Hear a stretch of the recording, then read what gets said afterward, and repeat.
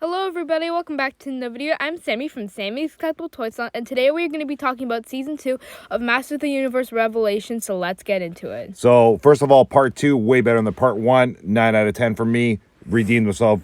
Kevin Smith, really good job. So, a lot of the pay homage to the origins, the way it started off, showing the old cartoons and comics, you knew he was on the right path. So, Skeletor in this one redeems himself. Amazing. Skeletor in this one, guys. Mark Hamill, thumbs up. Good job. There's Fisto and Clamp Champ? There we go. There's a tongue twister. They're in it. It starts off with the sorceress getting killed, but she saves He-Man, Prince Adam. They run to the town, and then Skeletor unleashes his army of darkness and zombies, and poor Fisto and Clamp Champ get killed. Yeah, but before they get killed, they get turned into this. This is Fisto. He gets turned into a zombie. Oh my goodness, Fisto fans, you're going to be irate. So him and Clamp Champ are all like, they turn into the zombies and they're fighting them all, but they unfortunately get killed by Andra. Yeah, brutal. So the whole town of Eternia gets turned into zombies, and it's brutal. Now, Prince Adam shows that he has the power about the sword to turn into Savage He-Man. Savage He-Man. Without the sword, he becomes Savage He-Man. So there's Savage He-Man. So it kind of explains it why we see Savage He-Man. At first, I'm like, why is he savage? Why is he like that? But the thing is, because he's kind of like wild, and he can't talk, but he's like weird. Which like the sword kind of gives him like a balance of like between like where he can be himself, but he also has like the strength. Yeah. Anyways, there's Scareglow, but he comes later on in episode 5, so we'll get to that in a second. But overall, they're on the run. Evil-Lyn plays a huge factor, so her and Skeletor are going back and forth at each other. Skeletor made her the new sorceress. After Sorceress gets killed by Skeletor, Man-at-Arms is at prison in the dungeon there. There's a lot going on, guys. We're just trying to, we don't want to give away too much here, but Evil-Lyn basically starts battling Skeletor. And what happens, Samantha? So she gets the sword, and she gets the power, and she's basically just destroying the whole entire universe of Eternia and just turning it everywhere. She killed everyone in heaven. Yeah, you see Mossman makes a grand appearance, and Mossman, not only does he die in Part 1, but now in Part 2, he dies in heaven. So she wipes out everyone. So she's worse than God Emperor Skeletor. So Skeletor is helpless right now without Evil-Lyn. Without the sword. Without the sword. So Stratos does make an appearance in this. You'll see Stratos, Ram-Man, Buzzsaw. Again, little cameos at the end of this season. This season's all about Skeletor. And you see a little bit of He-Man, but not as much. There's Ram-Man, by the way. But this is all about Skeletor, Evil-Lyn.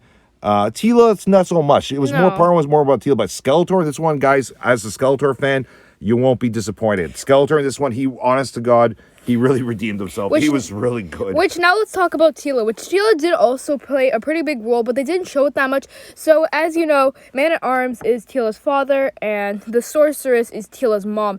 And they were showing kind of the backstory of her mom and how she left to basically protect Castle Grayskull and become the Sorceress. And she basically becomes the Sorceress at the end of this. So, here's Evil-Lyn. This is in episode 3 of part 2, seducing Skeletor. We cringe at this scene, so guys, get ready. Dun, dun, dun. They kiss. My goodness. Skeletor gives up his God Emperor sword, and he leaves it. He falls trapped to woman. Joking, everyone. So she becomes the most powerful now and tricks Skeletor. And guess what? Who does Skeletor go running to for help? He-Man. Yeah, so now they're working together, but at the end, they think, oh, the world, Eternia is over, everything is over. He basically... And Oracle comes back, guys. We'll touch base on that in a second. So, quick story. So then, they break into Castle Grayskull, Skeletor, Tila, Andra, release Man-at-Arms. They start fighting Evil-Lyn, but she's just so strong. Right? It's such a cool fight scene. Skeletor's creating all these little teleports to try to escape them. There's Scareglow, by the way. You'll see him at the end there. And there's just so much going on this, guys. So, basically, as Evil-Lyn's about to kill Prince Adam, He-Man, guess who comes to the rescue? Skeletor. No. Oh. No, remember? Oracle. Oh, yeah. Samantha, you got to watch this again. So you're overwhelmed. Guys, there's a lot going on in this. So what happens is Evil-Lyn, now that she has a sword, basically calls upon Scareglow and the army of darkness, the underworld, to overtake Eternia. So it's a huge battle going on.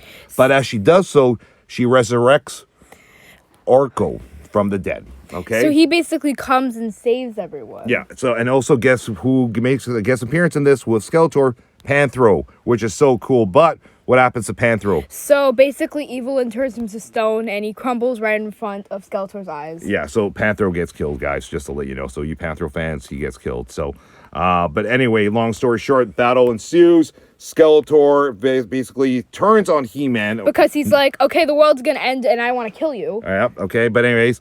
Long story short here, as we get near the end, the true villain at the end, as Skeletor gets captured going back to Snake Mountain, is Hordak, which some of you might know him from She-Ra.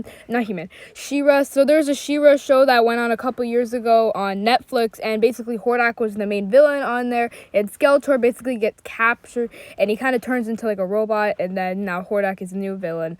But anyways, I hope you enjoyed this. See you guys in the next video. Goodbye. Yeah, there's a lot going on in this, guys, so I mean, you could talk about this for 40 minutes, but we're not going to do 40 minutes. This is a quick review, so enjoy, guys. Way better than part number 1. Yeah. And I definitely love Skeletor. He stole the show for me. So anyways. See you guys in the next one. Goodbye. There's so much going on here before we post this video. How did Tila defeat Evil-Lyn? So they have an epic battle.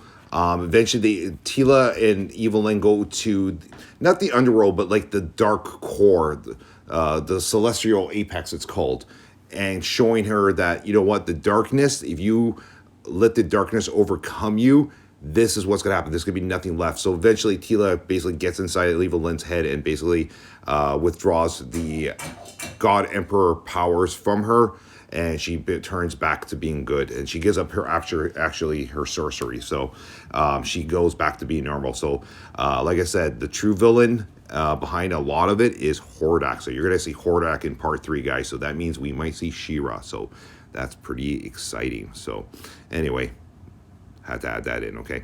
Hope this review, I know it's jam-packed. Hopefully you guys enjoyed this all. Drop a comment. Let us know if you watched it, and tell us what you think of it. Take care.